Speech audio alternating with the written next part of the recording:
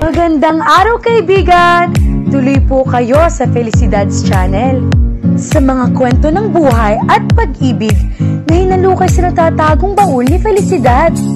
Pero bago po tayo magpatuloy, huwag niyo pong kalilimutan na i-like ang video, i-subscribe ang channel, at i-click ang notification bell para lagi kayong updated sa mga parating pa na upload.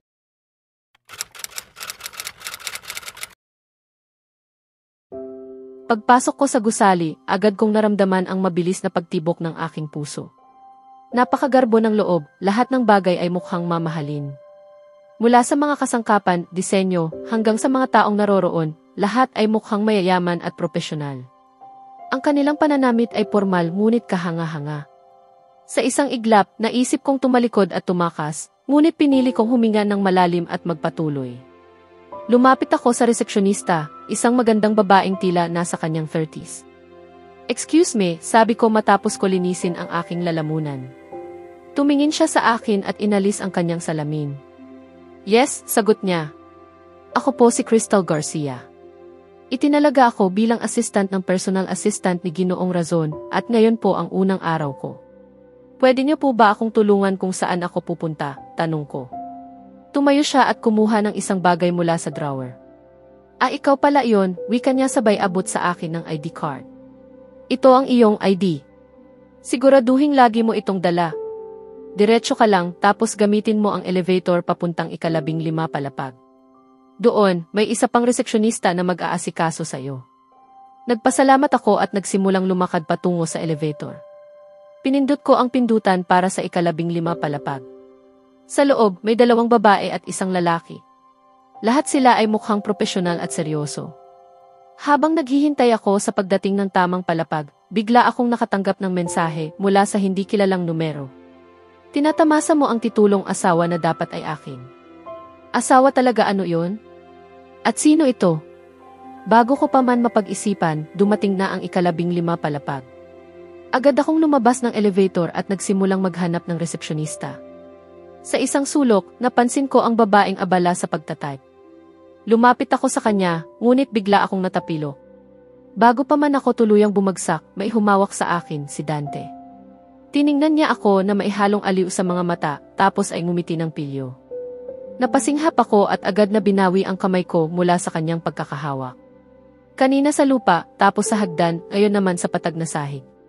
Tapos sasabihin mong hindi ka lampa, sabay taas ng kilay. "Hindi ako lampak," mariin kong sagot. Tiningnan lang niya ako na parang sinasabing, "Talaga ba?" Ibig kong sabihin, iniisip ko lang kasi ang trabaho ko kaya ako nadapa, palusot ko na agad ko ring pinagsisihan. "Wala kang sense sa paliwanag mo, alam mo ba yon?" anya habang nakataas pa rin ang kilay. Pinili kong huwag na lang siyang pansinin at naglakad na papunta sa resepsyonista, ngunit hinawakan niya ang aking pulsuhan, pinigilan akong makaalis. "Ano ba?" inis kong tanong. "Ano ba raw? Wala kang sagot kaya tatakbo ka na lang?" "Duwag ka," sabi niya na may halong biro ngunit nakakaasa. "Hindi ako duwag." "Paano mong nasabing duwag ako?" Bahagyang mataas ang tono ng boses ko. "Aba, syempre. Duwag," sambit niya muli, may ngiting mapanukso. Tiningnan ko siya ng masama at sinubukang bawiin ang braso ko, pero lalo pa niyang hinigpitan ang hawak. "Bakit? Tumatakbo ka na naman sa katotohanan?" tanong niya na may nakakalokong ngiti. "Hindi ah. Sa totoo lang, abala ako. Unang araw ko ngayon kaya gusto kong magsimula agad. Hindi ko kayang sayangin ang oras ko sa walang kwentang diskusyon," sagot ko, may pilyong ngiti rin. Napatawa siya. "Tama na. Sumama ka na sa akin," sabay hila sa akin palayo. "Ha? Saan mo ako dadalhin?" Sabi ng resepsyonista, "Dapat doon ako pumunta," tanggi ko habang pilit na umaatras. "Hindi mo na kailangang pumunta doon," sagot niya sabay patuloy sa paglalakad. Pagdating namin sa harap ng isang opisina, binitiwan niya ang aking braso.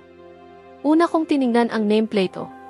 Kumatok si Dante sa pinto at may narinig kaming pasok. Pagpasok namin, nakita naming si Ginoong Razon ay may kausap na lalaking tila nasa 40s. "Papa," tawag ni Dante, kaya tumingin si Ginoong Razon sa amin at ngumiti. Dante, o hello Crystal, bati niya at tumayo mula sa kanyang upuan. Magandang araw po, Ginoong Razon, bati ko rin na may ngiti. Isa siyang mabait na tao, kabaligtaran ng anak niya. Crystal, ipapakilala ko sa iyo si Kevin Ferrer, ang aking personal assistant. Kevin, siya si Crystal Garcia, ang sinasabi kong magiging assistant mo. Hello, Crystal, sabay abot ng kamay ni Ginoong Ferrer. Magandang araw po. Ikinagagalak ko po kayong makilala, sagot ko habang nakikipagkamay. Ako rin, tugon niya sabay ngiti. Crystal, mula ngayon si Kevin na ang magiging boss mo. Siya ang magbibigay sa iyo ng mga gawain pagkatapos ng klase mo. Mabait si Kevin kaya't huwag kang kabahan. Pero syempre, huwag mo kaming bibiguin, wika ni Ginoong Razon.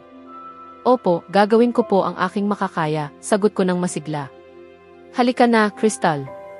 Ipapakita ko sa iyo ang desk mo at ipapaliwanag ang trabaho mo, sabi ni Ginoong Ferrer, kaya sumunod ako. Bago ako lumabas ng opisina, sumulyap muna ako kay Dante na nakatingin na pala sa akin. Dinilaan ko siya ng padabog at tumalikod. Pero imbes na mainis, mukhang natuwa pa siya.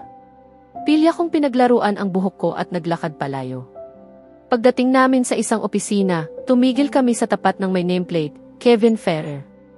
Akin to, sabi niya sabay lakad sa katabing glass cabin, at ito naman ang sayo. Nagulat ako nang mabasa ang nameplate, Crystal Garcia.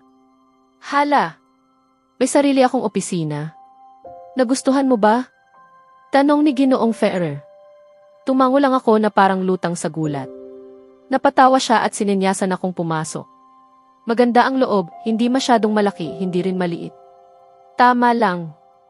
Malinis at eleganteng opisina. Ang ganda po nito, sambit ko habang lumilibot ang tingin. Welcome!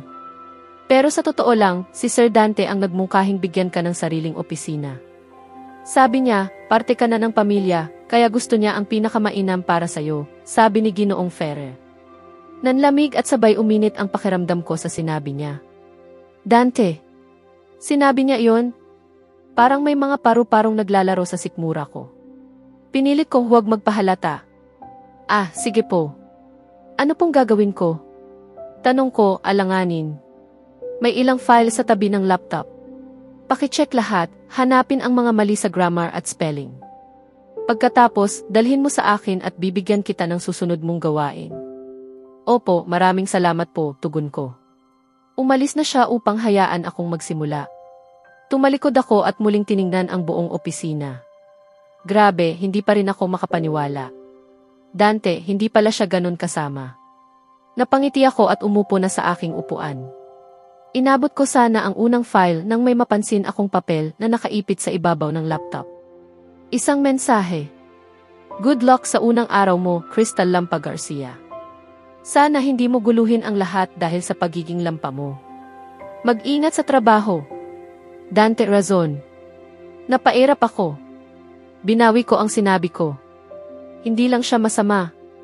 Mayabang pa. At halimaw din. Pinilas ko ang mensahe at agad tinapon sa basurahan. Saka ko sinimulang buuin ang aking unang araw sa trabaho. Handa na ba kayo, Dante? Tanong ni Papa sa ikalimang beses. Pinikit ko ang aking mga mata upang labanan ang iritasyon. Papa, tigilan niyo na po iyan. Ayos na ang lahat. Nasuri ko na ang lahat ng dokumento at ang presentasyon ng 3 beses. Huwag ka na pong mag-alala.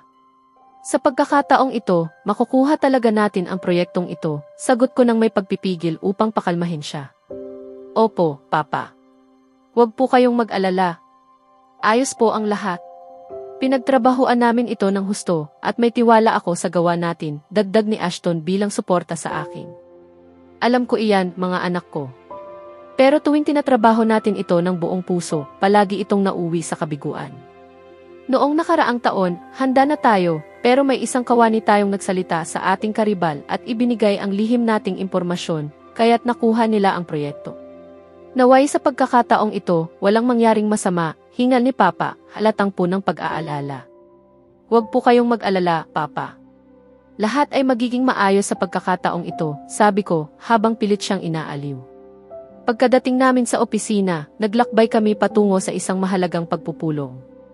Taon-taon, nagdaraos ang pinakamakapangyarihang negosyante ng bansa ng isang pagtitipon kung saan ibinibigay niya ang pinakamalaking proyekto sa isa sa mga negosyante.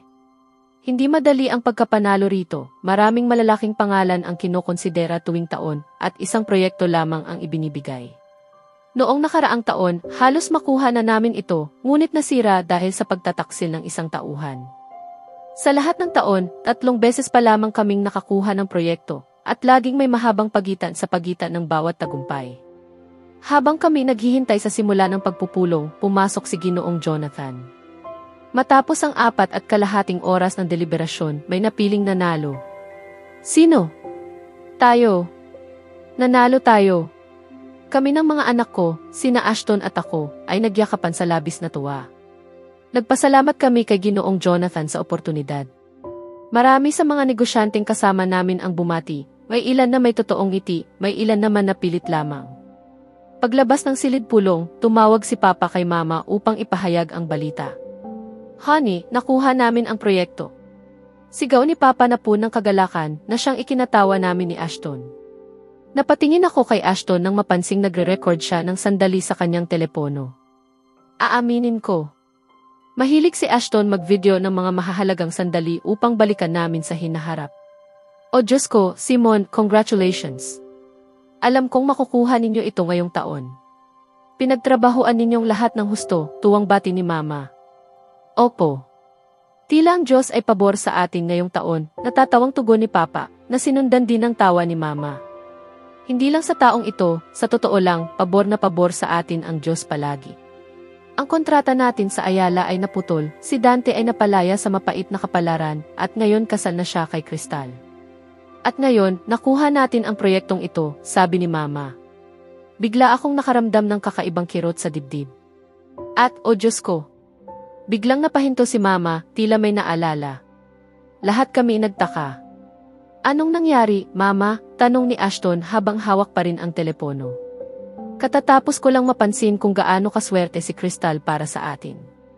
Mula nang dumating siya sa opisina ninyo, nagkaroon tayo agad ng proyekto, at sa unang beses ngayong taon, tumaas ang kita ng clothing brand ko ng 45% kumpara sa nakaraang taon, pagkatapos niyang pumasok. Paliwanag ni Mama at tumango si Papa. Hindi ko man gustong maniwala agad, pero tila ganun nga. Si Crystal ay swerte sa atin, wika ni Papa nang may bahagyang ngiti. Naisip ko ring gumiti, ngunit hindi iyon lumabas. Sa loob ko, natuwa ako na tinatanggap ng pamilya ko si Crystal. At sa totoo lang, hindi ko rin maintindihan kung bakit ako masayang ganoon. Tungkol kay Crystal, bumalik ba siya? Tanong ni Ashton at kumunot ang noo ni Mama. Oo, ilang minuto lang ang nakalipas. Pero tila pagod siya nang dumating. Sabihan mo si Kevin na bigyan siya ng kaunting bawas sa trabaho, nasa kolehiyo siya at maraming kailangang aralin. Dapat magkaroon siya ng pahinga, mungkahi ni Mama. Tumango si Papa. Pahinga. Bulong ni Papa. Sinabi sa akin ni Kevin na sobrang bilis at epektibo si Crystal sa trabaho niya, hindi lang sa mga inata sa kanya, kundi tumutulong pa kay Kevin. Gusto pa nga raw humingi ng dagdag na gawain. Kami ni Ashton ay sabay na nagulat. Ang batang babaeng ito. Ano? Totoo ba yan? Tanong ni Mama, halatang gulat na gulat. Opo, Mama. Bago kami tumawag sa inyo, tiningnan ko ang mensahe ni Kevin at doon ko nalaman. Si Crystal, kakaiba siya. Iba, sagot ni Papa sabay tawa. Tama, sabay naming sinabi ni Mama. Tumingin sa akin si Papa nang may bahagyang pagtataka, agad akong tumingin palayo. Nang lingunin ko si Ashton, nakangisi siyang nakatingin sa akin. Utang na loob. Napagpasyahan kong huwag pansinin ang ngisi niya at tumingin na lang sa telepono ni Mama. Sige na, sapat na yan. Bumalik na tayo. Hawak ng boss natin ang pag-uwi agad, sabi ni Papa sabay tawa, at nagsimula na kaming maglakad papasok sa elevator. Pagkalapit na namin sa mansyon, pumasok na sina Papa at Ashton, ngunit ako'y huminto muna dahil may tinatanggap akong tawag sa negosyo. Makaraan ang ilang minuto, tinapos ko ang tawag at pumasok na sa bahay. Ngunit pagkapasok ko, may narinig akong hikbi. Bigla ring tumigil ang tunog. Nagpatuloy akong maglakad at muli sumabay ang pagbahing at isang ugong na tila aso. Siguro si Bruno iyon. Ngunit aso ba ay humihikbi? Hindi naman madalas mangyari iyon. Dahil sa kuryosidad, sinundan ko ang tunog hanggang sa makarating ako sa likod bahay. Dito ko nakita ang pinakapang nakakabighaning tanawin. Si Crystal ay yakap-yakap si Bruno, at si Bruno naman ay malumanay na dinidilaan ang mukha niya. Sa tuwing ginagawa iyon, si Crystal ay tumatawa ng malambing. Ilang saglit akong nanood, sobrang cute nila. Ngunit sumipot ako.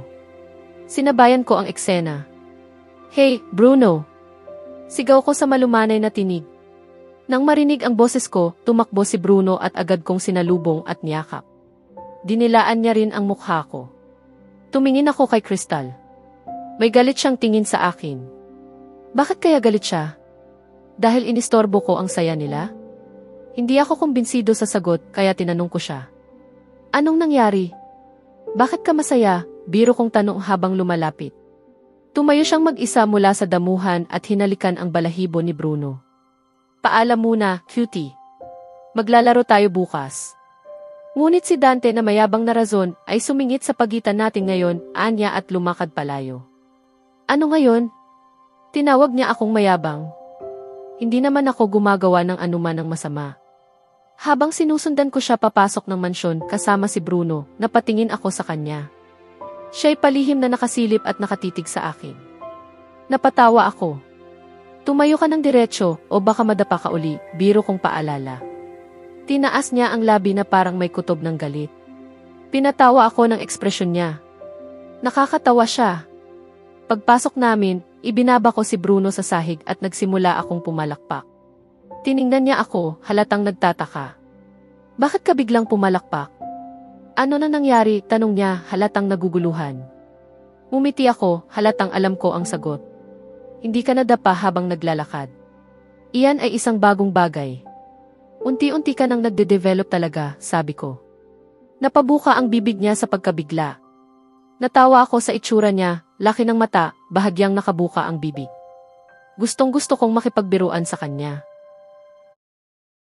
Sa susunod na kabanata, mas lalalim ang koneksyon ni Dante at Crystal habang unti-unting nagiging komportable sila sa presensya ng isa't isa.